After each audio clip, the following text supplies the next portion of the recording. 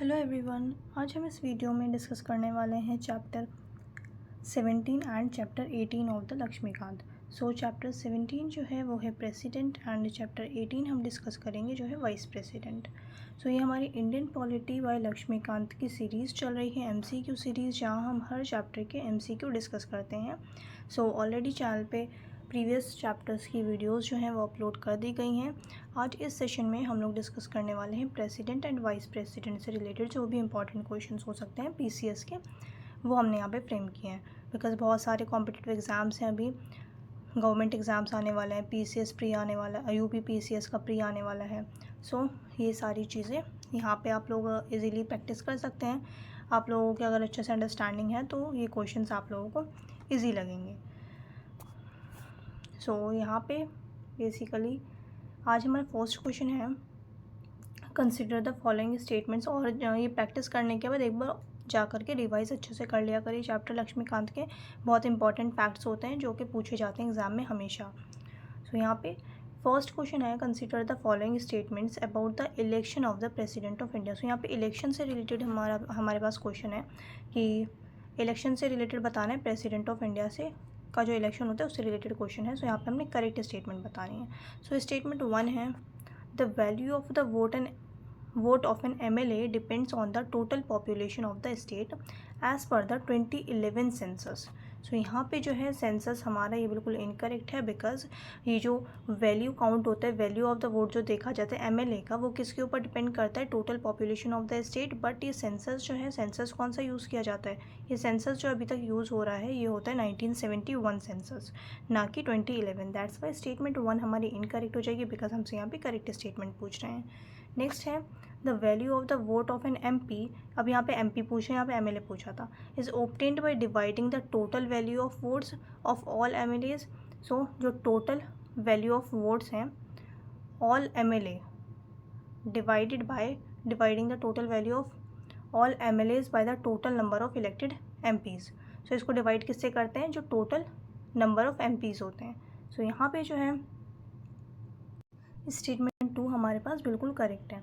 सो यहाँ पे जो total value of the vote होता है MP का, उसको कैसे काउंट किया जाता है, उसे कैसे डिवाइड करके जो है वो रेशो निकाला जाता है। MP के जो वोट्स होते हैं उनकी वैल्यूज़ निकाली जाती है, जो टोटल MLAs होते हैं सारे स्टेट्स के MLAs को काउंट करके डिवाइडेड बाय जो टोटल MLAs इलेक्ट होते हैं ऑल ओवर द कंट्री, उसको डिवाइड किया जाता है total number of elected MPs, कि कितने इलेक्टेड MPs हैं, divided by total elected MPs। सो ये जो है इस तरीके से वैल्यूज़ निकाली जाती है MP के vote of an value of the vote of an MP। तो यहाँ पे सेकेंड स्टेटमेंट हमारी बिल्कुल करेक्ट है। वहीं अगर हम थर्ड स्टेटमेंट की बात करें, only elected members of the Lok Sabha and Rajya Sabha vote in the presidential election. So यहाँ पे स्टेटमेंट 3 हमारी बिल्कुल करेक्ट है। अगर हम इलेक्टोरल कॉलेज की बात करते हैं कि कौन कौन वोट देता है प्रेसिडेंट के इलेक्शन में, सो वो सिर्फ इलेक्टेड मेंबर्स देते हैं, elected members of the Lok Sabha and Rajya Sabha and elected members of the union territories of Delhi and Puducherry and all the states. So जितने भी स्टेट्स हैं वहाँ की लेजिस्लेटिव असेंबलीज़, ठीक है, सिर्फ और सिर्फ स्टेट लेजिस्लेटिव असेंबलीज़ में जो इलेक्टेड मेंबर्स हैं, इलेक्टेड MLAs हैं, वो वोट करेंगे। सो सिर्फ और सिर्फ इलेक्टेड मेंबर्स वोट करते हैं, नॉमिनेटेड मेंबर्स नहीं करते। बट एक चीज़ आपको ध्यान में रखनी है, जैसे स्टेट लेजिस्लेटिव काउंसिल है, तो इंडिया में 6 स्टेट्स हैं जहाँ बाईकैमरलिज्म है। सो स्टेट लेजिस्लेटिव काउंसिल का कोई रोल नहीं होता, चाहे स्टेट लेजिस्लेटिव काउंसिल में नॉमिनेटेड मेंबर ही क्यों ना हो, तो स्टेट लेजिस्लेटिव काउंसिल्स के मेंबर प्रेसिडेंट के इलेक्टोरल कॉलेज में इंक्लूड नहीं होते। सो जो प्रेसिडेंट के इलेक्शन में वोट कौन करते हैं, सिर्फ और सिर्फ elected members of Lok Sabha, Rajya Sabha, state legislative assembly and state legislative assembly of Delhi and Puducherry. क्योंकि दोनों यूनियन टेरिटरीज हैं तो सिर्फ यूनियन टेरिटरीज में Delhi and Puducherry he vote करते हैं, वो भी इलेक्टेड मेंबर्स। सो यहाँ पे जो है हमारे 2 और 3 स्टेटमेंट जो हो जाएगा, यहाँ पे करेक्ट पूछा था, सो 2 और 3 is the right answer. Census हमारा यूज़ होता है 1971 का, ना कि 2011 का। दैट्स वाई स्टेटमेंट 1 हमारी इनकरेक्ट है। हमारा राइट आंसर हो जाएगा ऑप्शन C, 2 और 3 ओनली।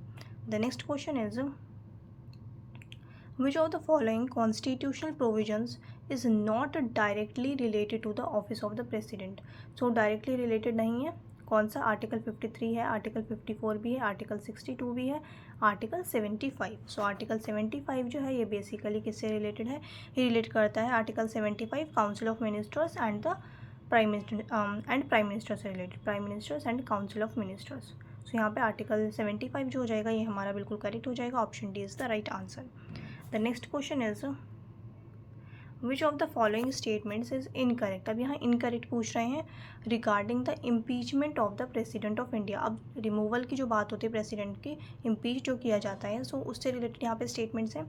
सो स्टेटमेंट 1 है the charge must B preferred bye either house of parliament. Yes, तो यहाँ पे स्टेटमेंट 1 हमारी बिल्कुल करेक्ट है। जो प्रोसेस होता है इम्पीचमेंट का वो किसी भी हाउस में यानी कि लोकसभा या फिर राज्यसभा दोनों में से किसी भी हाउस में इनिशिएट हो सकता है। सो यहाँ पे स्टेटमेंट 1 हमारी बिल्कुल करेक्ट है। सेकेंड स्टेटमेंट है the resolution to prefer the charge must be passed by a majority of the total membership and a 2/3 majority of members present and voting.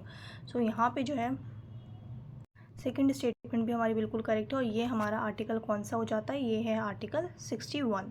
So article भी इंपॉर्टेंट होता है, article आप लोगों ने याद रखना, ये है आर्टिकल 61। देन नेक्स्ट है, और यहाँ हमसे इनकरेक्ट पूछ रहे थे, सो ये हमारा आंसर नहीं होगा एंड ये भी नहीं होगा। The president has a right to appear and the represented during the investigation. So ये भी हमारे पास बिल्कुल करेक्ट स्टेटमेंट है, हमसे इनकरेक्ट पूछी है। सो फोर्थ स्टेटमेंट है the process of impeachment is a judicial process under article 61। सो ये जो है ज्यूडिशियल प्रोसेस नहीं होता है, ये क्वाजी ज्यूडिशियल प्रोसेस होता है। ये जो है पूरा का पूरा पार्लियामेंट के अंदर होता है, कोई भी ज्यूडिशरी इन्वॉल्व नहीं होती। सो ये क्वाजी ज्यूडिशियल प्रोसेस होता है, ना कि ज्यूडिशियल प्रोसेस होता है। दैट्स वाई स्टेटमेंट डी जो हो जाएगी हमारी ये इनकरेक्ट हो जाएगी। सो राइट आंसर जो होगा हमारा वो हो जाएगा ऑप्शन डी, बिकॉज इनकरेक्ट पूछ रहे थे। The right answer is option D. The next question is the president of India can promulgate ordinances under which article of the constitution. So ordinances promulgate कर सकते हैं प्रेसिडेंट, ये power जो दी गई है ये कौन से आर्टिकल में दी गई है, ये है आर्टिकल 123। एंड सेम पावर जो है ये गवर्नर के लिए भी है, और गवर्नर की पावर जो है ये कौन से आर्टिकल में 213। सो ये बहुत ईजी है याद करना, ये आप लोग याद कर सकते हैं। प्रेसिडेंट की जो है वो है 123 बस, और जो गवर्नर का याद करना है तो आप 2 को इधर कर दीजिए, 1 को इधर कर दीजिए। सो 213 जो है ये गवर्नर की पावर है ऑर्डिनेंस इशू करने की स्टेट्स में, एंड वहीं प्रेसिडेंट की जो पावर है ऑर्डिनेंस की वो है under article 123। The next question is which of the following bodies do not participate in the election of the president. So कौन सी बॉडीज़ डू नॉट पार्टिसिपेट नहीं करती है प्रेसिडेंट के इलेक्शन में। सो ऊपर मैंने आपको बताया था इलेक्टोरल कॉलेज क्या होता है प्रेसिडेंट का। सो यहाँ पे देखते हैं elected members of union territories legislative assembly.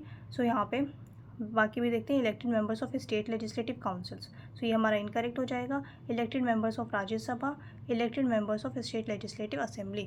So यहाँ पे हमने ऊपर अभी डिस्कस किया था, ये हमारे पास बिल्कुल करेक्ट है, सी करेक्ट है, डी करेक्ट है। हमने ऊपर डिस्कस किया था दिल्ली एंड पुडुचेरी की जो स्टेट लेजिस्लेटिव असेंबलीज हैं वो पार्टिसिपेट करती हैं। Then elected members of state legislative council, मैंने आपको ऊपर ही क्लियर किया था कि स्टेट लेजिस्लेटिव काउंसिल्स चाहे वहाँ पे इलेक्टेड मेंबर्स ही क्यों ना हो वो पार्टिसिपेट नहीं करती, कोई रोल नहीं होता स्टेट लेजिस्लेटिव काउंसिल्स का प्रेसिडेंट इलेक्शन में। सो यहाँ पे स्टेटमेंट बी जो हो जाएगी हमारी बिल्कुल करेक्ट हो जाएगी, बिकॉज यहाँ पूछे do not participate. The next question is which constitutional article authorizes the president to grant pardon. So pardoning power की अगर हम बात करें तो प्रेसिडेंट की पार्डनिंग पावर जो है ये है आर्टिकल 72 में। So article 72 is the right answer. Pardoning power में जैसे पार्डन करना, रिप्राइव, रिस्पाइट, रिमिशन, सो ये सारी चीज़ें आती हैं और ये सब आप लोगों को डिटेल में पढ़ना है, क्योंकि कितनी बार मैच द कॉलम में आपको डेफिनेशंस दे देंगे एंड रिस्पाइट, रिप्राइव, पार्डन ये सारी चीज़ें दे देंगे, आपको मैच करना होगा। तो इस तरीके के क्वेश्चंस भी फ्रेम होते हैं। सो अब नेक्स्ट क्वेश्चन है, मैंने आपको पहले ही बताया था यहाँ हम लोग डेप्थ में कुछ नहीं कर रहे हैं, हम सिर्फ और सिर्फ MCQ डिस्कस कर रहे हैं ताकि प्रैक्टिस हो सके क्वेश्चंस की किस तरीके से क्वेश्चंस फ्रेम किए जाते हैं। So which of the following statements about the ordinance making power of the president is correct. So यहाँ पे करेक्ट पूछ रहे हैं ऑर्डिनेंस मेकिंग पावर से रिलेटेड। सो स्टेटमेंट 1 है the ordinance has the same force and effect as an act of parliament. So statement 1 हमारी बिल्कुल correct है कि ऑर्डिनेंस जो होता है वो बेसिकली होता क्या, वो टेम्प्रेरी लॉ होता है। जब पार्लियामेंट सेशन में नहीं होगा, मतलब कोई भी एक हाउस जब पार्लियामेंट सेशन में नहीं है तब ऑर्डिनेंस पास हो सकता है। अगर दोनों हाउसेस सेशन में हैं, चाहे राज्यसभा हो एंड लोकसभा, जब दोनों साथ में सेशन में होंगे तब ऑर्डिनेंस पास नहीं होगा। फॉर एग्जांपल राज्यसभा सेशन में है, लोकसभा सेशन में नहीं है, तो ऑर्डिनेंस पास हो सकता है, बिल्कुल हो सकता है। राज्यसभा सेशन में नहीं है एंड लोकसभा जो है वो सेशन में है तब भी ऑर्डिनेंस पास हो सकता है, और राज्यसभा सेशन में नहीं है एंड लोकसभा सेशन में नहीं है तब भी जो ऑर्डिनेंस जो है पास हो सकता है। सो ऐसा क्यों है? क्योंकि कोई भी लॉ पास करने के लिए राज्यसभा एंड लोकसभा दोनों का ही रोल होता है। दैट्स वाई अगर कोई एक हाउस भी सेशन में नहीं होगा तो ऑर्डिनेंस इशू किया जा सकता है। सो ऑर्डिनेंस पावर क्या है? अभी हमने डिस्कस किया था आर्टिकल 123 एंड ऑर्डिनेंस से रिलेटेड जो ऑर्डिनेंस होता है उसका सेम वो होता है, जो पार्लियामेंट का एक्ट होता है सेम उसी की तरह होता है। सो यहाँ पे बिकॉज वो टेम्प्रेरी लॉ ही होता है, सो यहाँ पे ऑप्शन ए जो हो जाएगा हमारा राइट आंसर हो जाएगा। एंड बाकी भी देखते हैं, ordinance can be issued when both houses is in session. So नहीं, ऐसा नहीं होता। ये अभी हमने डिस्कस किया, कोई एक हाउस अगर सेशन में नहीं होगा या दोनों हाउस सेशन में नहीं होंगे, रिसेस टाइम होगा पार्लियामेंट का, तो उस वक्त ऑर्डिनेंस इशू किया जा सकता है। Then an ordinance is immune from judicial review. ऐसा नहीं है, बिल्कुल भी नहीं है। जुडिशियल रिव्यू जो है ये पॉसिबल है, और ये जो है किस केस में कहा था जुडिशियल रिव्यू पॉसिबल है? ये कहा गया था कूपर केस में। सो कूपर केस था, इसमें सुप्रीम कोर्ट ने बोला था कि जुडिशियल रिव्यू पॉसिबल है ऑर्डिनेंस अगर इशू करेंगे प्रेसिडेंट। सो इसके लिए प्रेसिडेंट या फिर गवर्नर जो भी इशू करेंगे तो उसके लिए, क्योंकि काफ़ी सारे केस देखे गए जिसमें ऑर्डिनेंस का बहुत ज़्यादा मिसयूज़ किया गया है। सो यहाँ पे ऑप्शन ए जो हो जाएगा हमारा राइट आंसर हो जाएगा। देन फोर्थ भी देख लेते हैं, president is not bound by the advice of the council of ministers while promulgating ordinances. So यहाँ पे ये डी हमारा इनकरेक्ट हो जाता है, बिकॉज प्रेसिडेंट की ये डिस्क्रिशनरी पावर नहीं है। काउंसिल ऑफ मिनिस्टर्स जब सजेस्ट करेंगे, जब एडवाइस देंगे, तभी प्रेसिडेंट इशू कर सकते हैं ऑर्डिनेंस। सो यहाँ पे ऑप्शन ए हमारा राइट आंसर हो जाएगा। हमसे यहाँ पे करेक्ट पूछ रहे थे। फिर नेक्स्ट है हमारे पास, of the following powers can the president exercise without the advice of the council of ministers. So अब यहाँ पे पूछ रहे हैं, या डिस्क्रिशनरी पावर्स पूछ रहे हैं प्रेसिडेंट की। सो यहाँ पे स्टेटमेंट 1 है, डिसमिसल ऑफ गवर्नर्स। सो ऐसा नहीं होता, ये डिस्क्रिशनरी पावर नहीं होती प्रेसिडेंट की। Then appointment of prime minister. पहले बाकी भी देख लेते हैं, प्रोमलगेशन ऑफ ऑर्डिनेंसेस। तो यहाँ पे अभी हमने डिस्कस किया, इसके लिए council of ministers and prime minister की जो है वो मंजूरी ज़रूरी होती है। Assent of bills, assent to bills, तो इसके लिए भी काउंसिल ऑफ मिनिस्टर्स की एडवाइस पे ही करते हैं। सो यहाँ पे हमारा जो राइट आंसर हो जाएगा वो हो जाएगा option B, appointment of prime minister. और ये भी सिर्फ ऐसा डिस्क्रिशनरी पावर नहीं कि हर बार जब हंग असेंबली होगी, यानी कि कोई भी पार्टी जो है मेजॉरिटी में नहीं होगी, कोई भी पार्टी मेजॉरिटी प्रूफ नहीं कर रही होगी, तो उस वक्त ये एक डिस्क्रिशनरी पावर होती है प्रेसिडेंट को कि वो किसी भी पार्टी से लीडर को प्राइम मिनिस्टर बना सकते हैं। जब प्राइम मिनिस्टर अपॉइंट कर दिए जाएंगे, उसके बाद उस पार्टी को अपनी मेजॉरिटी प्रूफ करनी होती है अपॉइंटमेंट के बाद। सो ये फैक्ट भी इंपॉर्टेंट है। सो ऑप्शन बी जो हो जाएगा यहाँ पे हमारा राइट आंसर हो जाएगा। The next question is, match the following constitutional provisions, constitutional powers with the corresponding articles. So यहाँ पे हमने मैच करना है। So appointment of prime minister, so ये हमने डिस्कस किया था आर्टिकल 75। देन पार्डनिंग पावर, ये हमने डिस्कस किया था article 72। Then emergency provisions article 352। Then election of president article 54। So यहाँ पे हम मैच कर लेते हैं। So appointment of president article 75 यानी कि बी, 1 का जो होगा वो हमारा बी हो जाएगा। देन सेकंड का pardoning power article 72, so second का ए हो जाएगा।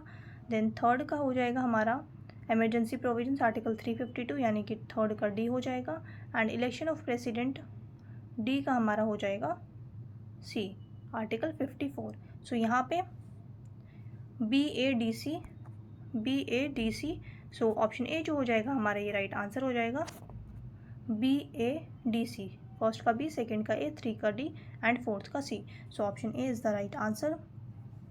The next question is, which of the following conditions must be fulfilled for a candidate to be eligible for the office of president. So office of president के लिए, मतलब president अगर बनना है तो उसके लिए क्या एलिजिबिलिटी होनी चाहिए? So must be a citizen of India, ये बिल्कुल करेक्ट है। Must be a member of either house of parliament, no.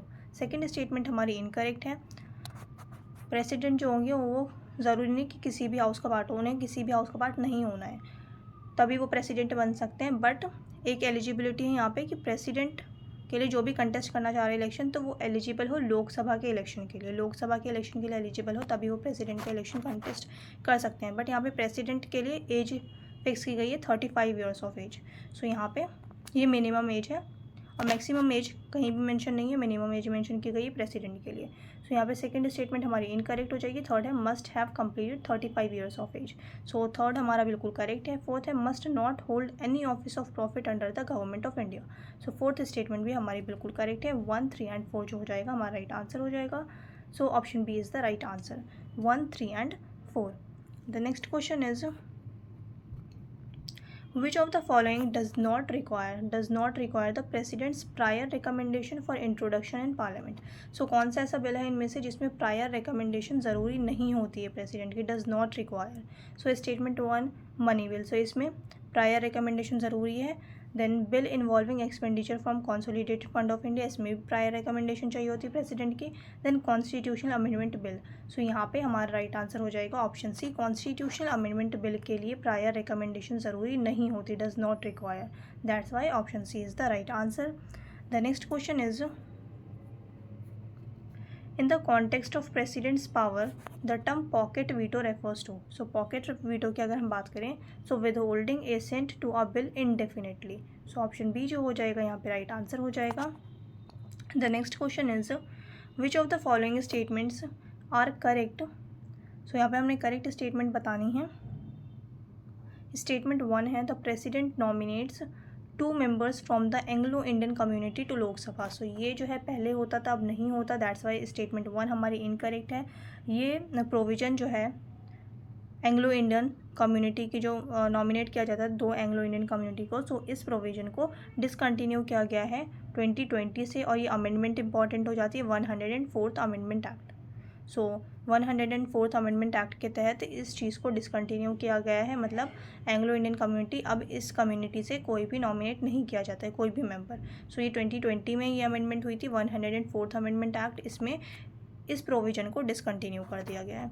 सो यहाँ पे स्टेटमेंट 1 हमारी इनकरेक्ट हो जाएगी। सेकंड स्टेटमेंट है the president nominates 12 members to Rajya Sabha with special knowledge in various fields. So यहाँ पे स्टेटमेंट 2 हमारी बिल्कुल करेक्ट है। थर्ड स्टेटमेंट है the power of such nomination has been repealed by the 104th amendment act. So ये अभी मैंने आपके साथ डिस्कस किया। सो यहाँ पे 2 एंड 3 हमारा राइट आंसर हो जाएगा। Option B is the right answer, 2 and 3 only. The next question is which of the following authorities does the president consult before appointing a judge of the Supreme Court other than CJI।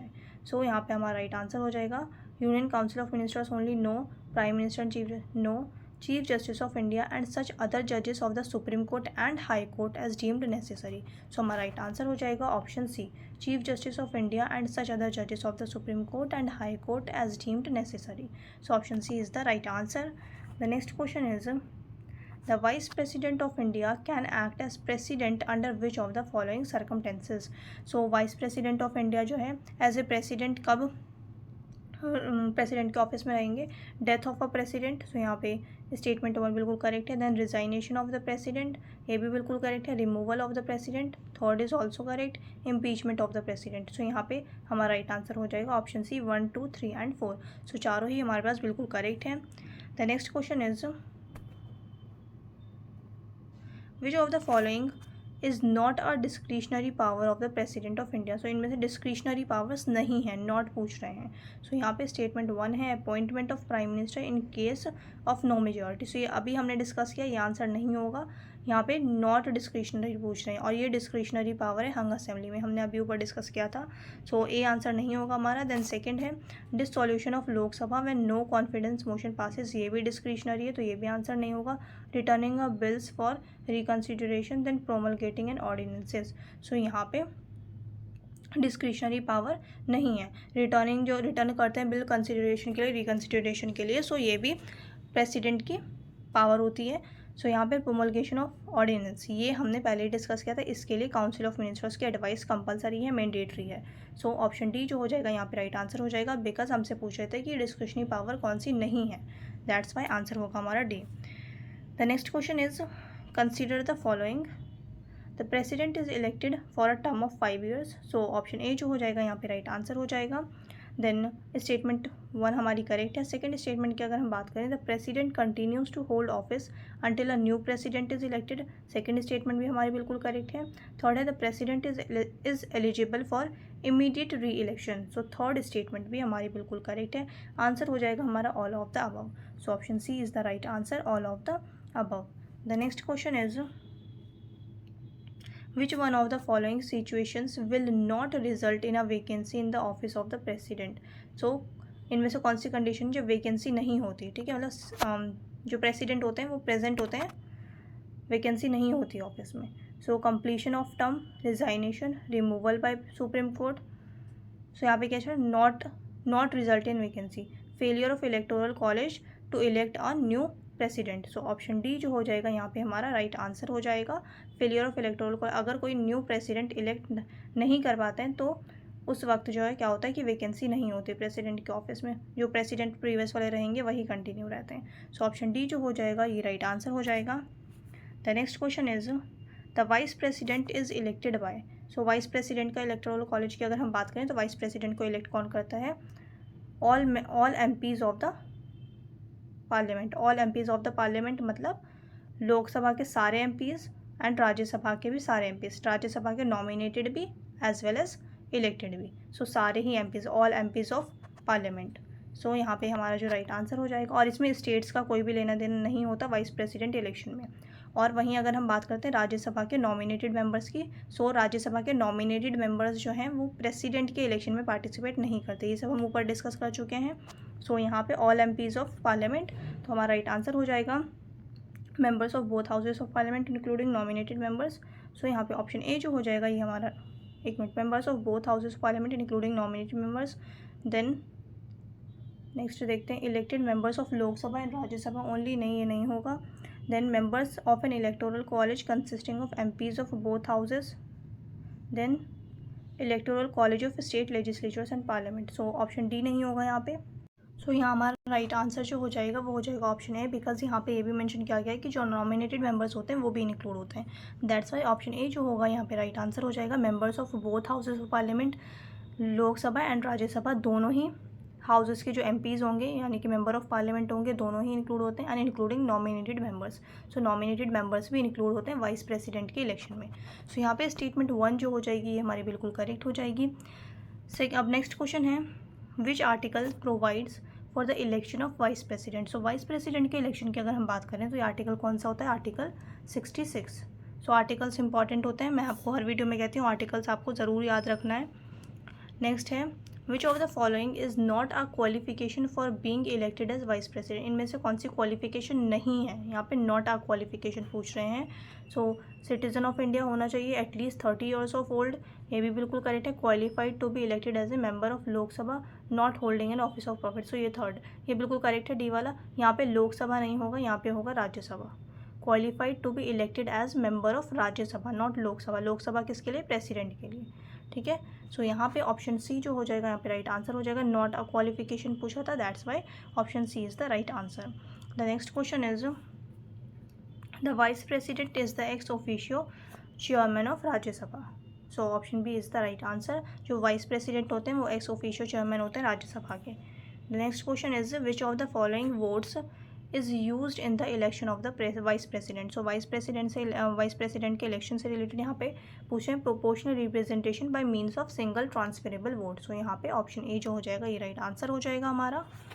Next है, which of the following is not true about vice president. So यहाँ पे incorrect statement बतानी है हमने। He is elected for 5 years, ये correct है। He can be removed by a resolution of Rajya Sabha passed by an effective majority and agreed by Lok Sabha। सो यहाँ पे second statement भी करेक्ट है, हमसे नॉट ट्रू पूछ रहे हैं। He acts as president in absence of both president and prime minister. He is eligible for re election के लिए एलिजिबल होता है। सो यहाँ पे ऑप्शन सी जो हो जाएगा ये हमारा राइट आंसर हो जाएगा, बिकॉज हमसे इनकरेक्ट पूछ रहे थे। यहाँ पे ये इनकरेक्ट क्यों होगा, क्योंकि यहाँ कह रहे हैं कि प्रेसिडेंट के तौर पे तब वर्क करते हैं वाइस प्रेसिडेंट जब प्रेसिडेंट एंड प्राइम मिनिस्टर दोनों ही अगर एब्सेंट होते हैं तो ऐसा नहीं है। In the absence of both president and prime minister का कोई लेना देना नहीं होता वाइस प्रेसिडेंट के रोल में। सो यहाँ पे जो है सिर्फ और सिर्फ प्रेसिडेंट होता तभी हमारी स्टेटमेंट बिल्कुल करेक्ट होती, बट यहाँ पे प्राइम मिनिस्टर भी इंक्लूड कर दिया है, दैट्स वाई स्टेटमेंट सी जो है ये हमारी इनकरेक्ट हो जाती है। सो जो राइट आंसर होगा यहाँ पे वो हो जाएगा ऑप्शन सी, बिकॉज हमसे इनकरेक्ट पूछ रहे थे।